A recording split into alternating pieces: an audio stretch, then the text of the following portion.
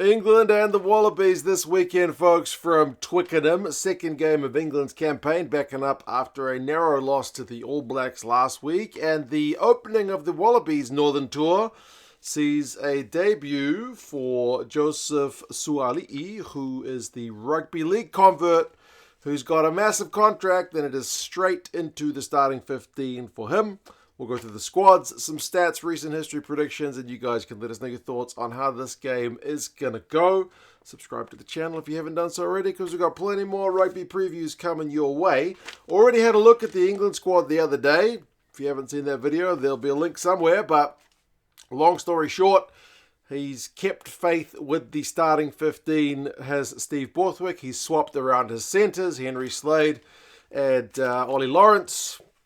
Not a heck of a lot else going on. I mean, he's brought in Luke Cowan-Dickie for the first time in a couple of years as the replacement hooker, potentially to shore up a little bit of the set piece. And Ollie Slightholme comes in on the bench because they're going to play a 5-3 rather than a 6-2 split this weekend. George Ford remains in the squad. There's no kind of knee-jerk reaction from Steve Borthwick. George Ford's a good player, man. He's been there and done it before. I don't think it's fair to judge the dude just based on one last performance, but admittedly, he didn't have a great outing. I feel like he will undoubtedly be better this week. For the Aussies, we haven't looked at their squad yet, so we'll look at it in a little bit more detail. The big talking point is going to be Suaalii at 13, but the front row is going to need to do a job. Bell, Fassler, and Tupou, that's the same front row that took the field against the All Blacks in the Rugby Championship not too long ago.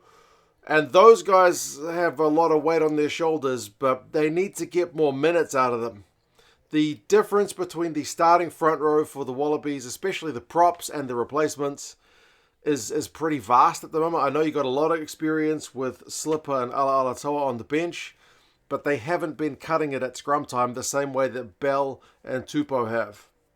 Bell and Tupou look genuinely quite competitive at scrum time. They are big units and can put some guys under pressure. Bell is fantastic around the park.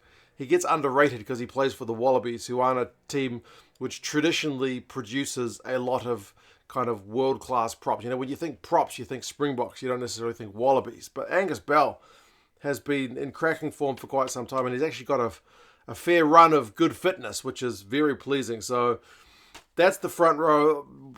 Ideally for Joe Schmidt, they'd like to get an hour out of these guys. But then England, on the flip side, last week had the same issue with a kind of reduction in scrum power as the replacements came on. So the battle of the replacement props could potentially be a decisive one in this game. Nick Frost and Jeremy Williams is a perhaps slightly surprising, consistent second row with no Will Skelton.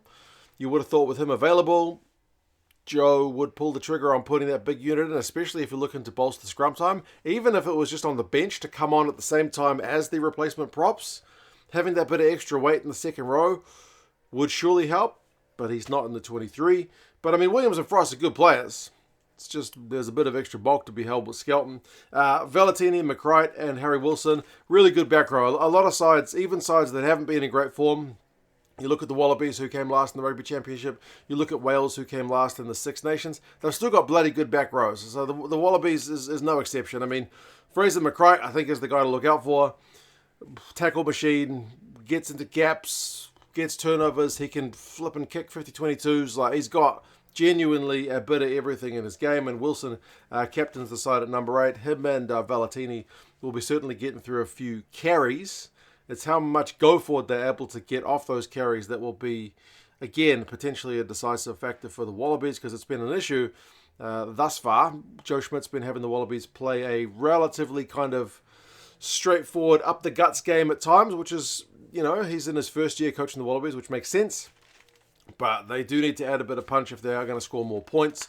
Gordon and Lolosio are the 9-10. Lolosio, he's got the faith of Joe Schmidt, apparently. I don't think we've yet seen him fully unlock the abilities of the Wallabies backline. It's at times still looked a little bit stifled.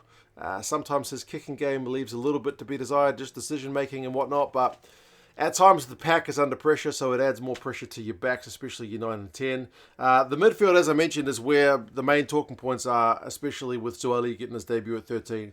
Ikitau switches to 12. He usually plays as 13 for the Wallabies, but from what Joe Schmidt said, it seems like they're going to be pretty flexible. The jersey number on the back is not going to necessarily be all that decisive for these two fellas. So Suoli'i, I mean, he plays league. When I say he plays league at the absolute top level. State of origin. Got himself sent off. They don't do red cards, do they? He's got himself sent off in state of origin this year, but he's only 21 years old. He is a hell of an athlete. Grew up playing rugby union, but this is his first ever professional game of rugby union, and it is a debut test match at Twickenham. So that is the deepest of deep ends, but he is on a massive contract. So with the Lions on the horizon next year, I figure Joe Schmidt wants to get him any game time that he can in Wallabies Gold with an eye on that tour next year. Because if you don't play him now, when do you play him? Like prior to this team announcement, Joe had talked about potentially starting him on the bench or starting him next week. But nah, it is straight into the deep end. And to be fair, Hunter Paisami is not available for this one. So that potentially forced Joe Schmidt's hand as well. Ikitau, though, alongside him is a good experienced campaigner in the midfield. So a good guy to have alongside him, and pretty flexible, as I mentioned. Back three, Dylan Peach, Andrew Kellaway, and Tom Wright. Tom Wright has been the preferred guy for Joe in his time with the Wallabies, and I think he has improved his game. There's been times prior to the Joe Schmidt era where Tom Wright has looked a bit out of place at international level, but he's been looking pretty sharp. He's got some genuine X-Factor gas as well if England are going to kick him the ball. Replacements, Paengamosa, Slipper, and Alatoa. As I mentioned, it's going to be scrum time that is the decisive factor for how successful they are. Paengamosa and Kawandiki kind of both, you feel like from the bench, add a bit of power to the scrummaging of these props alongside them. So that's, I would say, what's led to both their selections. Salakai Lotto is also, I mean, there's no Skelton, but he's a pretty big unit in the second row as well to come off the bench. Gleeson is the other loose forward replacement, so it's a 5-3 split for the Aussies as well as the English. Tate McDermott, Ben Donaldson, and the youngster Max Jorgensen round out the 23. There's no specialist centre cover, but they do have Callaway who can cover the midfield if needs be. Karevi is potentially another one that you might thought, well, if Paisami's injured, chuck Karevi in because he's in the squad. Been playing in Japan, but nah, it is Suoli for this one. Some stats for both these squads. England, discipline's been pretty good across this year. They are averaging fewer than 10 penalties conceded a game, and last week was no different. The All Blacks were way on the wrong side of the penalty count against England, and that really worked well for England. I mean, when New Zealand were giving away penalties, England were able to keep the scoreboard ticking over, and you feel like if they are able to force the Wallabies into some poor discipline, that could be a way the English look to keep the scoreboard ticking over, whether they go for the boot like they did last week or potentially go for mauls, where the Aussies have been very vulnerable in 2024, is also an option. And they control the territory really well, averaging 57% this year. A lot of that is the kicks from hand, and you look at Australia on the flip side, they very rarely top 50% territory in their game. So you feel like if England are able to get the Wallabies conceding penalties and camped in their own half, they could potentially suffocate and squeeze some points out of this Wallabies side. One area that Steve Borthwick, and to be fair, this Wallabies side have struggled, is that kind of X-factor stuff in terms of like just busting tackles. Like most sides average in the 20s. Like Wales is like 16. Wales is propping up the defenders' beaten stats. The Wallabies in England are lowish on around 19, so they certainly could be better. Someone's mowing their lawns next to me, so let's get through this. The Wallabies have been conceding almost 7 clean breaks a game, which is way too high. The English are like 4. Most sides are lower than 7, so when their defensive line has been broken, it has times been that kind of catastrophic line break, which you don't want. And tries have kind of been hard to come by. 2.5 tries a game. You don't win that many games with that many. Like England has not been super prolific in try scoring, but even they score on average a try more per game than the Wallabies this year. But to the Wallabies' credit, it is a young squad. Average age this year has been 25, and they've just brought in like a 21-year-old debutant at 13. So averaging 25 years old. Like England's 27, New Zealand's 27.5, Ireland's 28.5, South Africa's 29, just for context. So the Wallaby side is really young. I don't know if we can expect Joe Schmidt to be just getting, like instant results. It is building rather than just like looking for the kind of here and now. He may be facing an uphill battle though, Joe Schmidt, because England's record against the Wallabies in recent times is particularly good. They have won 4 of the last 5. Average score across those games is an easy 10-point win, 29-19.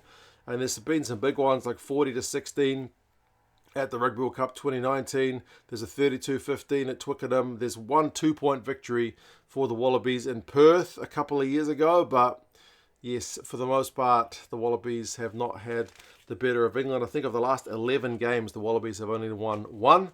And their last victory at Twickenham was that 2015 World Cup win, which was a massive one, but that is nigh on a decade ago. So England, pretty comfortable favourites for this one. 13 points, says the Rugby Forecast algorithm, and 11 points, say the bookies. So very, very big favourites. If you want some England rugby gear, check out England Rugby Store. They're an affiliate of the channel.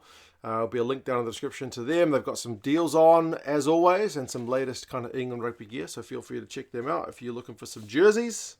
You know, I like me a rugby jersey. It is on at Twickenham. It is a afternoon kickoff, 3:10 over in the UK, so afternoon. Ben O'Keefe is the ref. That's like 4:10 in the morning for those of us here in New Zealand. And that's even worse for you guys in Australia, so you Aussie fans will have to let me know if you are getting up to watch this one live, or if you're going to watch it delayed, because that kickoff time really, really sucks for that part of the world. But anyway, good afternoon rugby for England and the English families and whatnot. Get the kids out to the game. You guys let us know your thoughts on this one. Can you see Joe Schmidt's Wallaby side pulling off an upset? Do you think Suaalii will be found out in his debut if England can exploit that? That's a line trimmer. I'll talk to you guys again soon. See you later.